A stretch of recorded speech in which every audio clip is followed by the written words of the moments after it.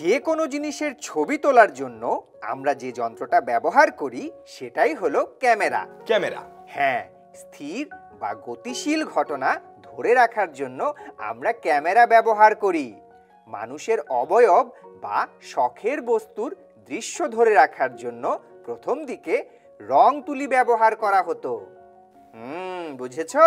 হ্যাঁ হ্যাঁ, রং দিয়ে ছবি আঁকা হতো। হ্যাঁ, এরপর মানুষ ভাবতে থাকে ছবির বিষয়টিকে কিভাবে আধুনিক সংস্পর্শে আনা যায়।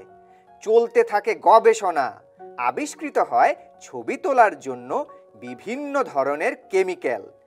এরই ধারাবাহিকতায় চলে আসে ক্যামেরার ধারণা। 1021 সালে ইরাকের এক বিজ্ঞানী ইবনে আল হাইতাম আলোক বিজ্ঞানের ওপর আল মানাজিন নামে একটি বই লেখেন। সেখান থেকে ক্যামেরার উদ্ভাবনের সূত্রপাত।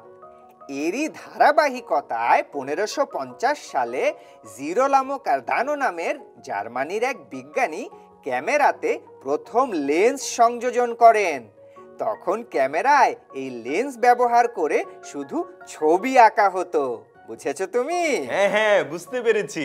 আচ্ছা, ক্যামেরার ইতিহাসে একটি মাইল ফলক ঘটনা ছিল 1826 সালে। ওই সালেই প্রথমবারের মতো আলোকচিত্র ধারণের কাজটি করেন জোসেফ নাইসপোর নিপস নামের একজন উদ্ভাবক। তিনি পাতলা কাঠের বাক্সের মধ্যে বিটুমিন প্লেটে আলোর ব্যবহার করে ক্যামেরার কাজটি করেন। সে হিসেবে তাকেই প্রথম ক্যামেরা আবিষ্কারক বলা যায়।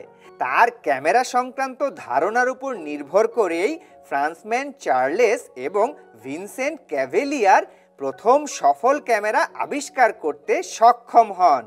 1840 সালে উইলিয়াম টালবোট স্থায়ী চিত্র ধারণের জন্য নেগেটিভ ইমেজ থেকে ছবিকে পজিটিভ ইমেজে পরিবর্তন করেন। এরপরই বিশ্বব্যাপী ক্যামেরার প্রযুক্তিগত উন্নয়ন দ্রুত বেগে সম্প্রসারিত হতে থাকে। 1885 সালে জর্জ ইস্টম্যান প্রথম পেপার ফিল্ম উৎপাদন করেন। এর ঠিক 1 বছর পরে পেপার ফিল্মের পরিবর্তে সেলুলয়েড ফিল্মের ব্যবহার চালু হয়। এরপর আর পেছন ফিরে তাকাতে হয়নি। 1948 সালে প্রথম আবিষ্কৃত হয় পোলারয়েড ক্যামেরা। কত সালে?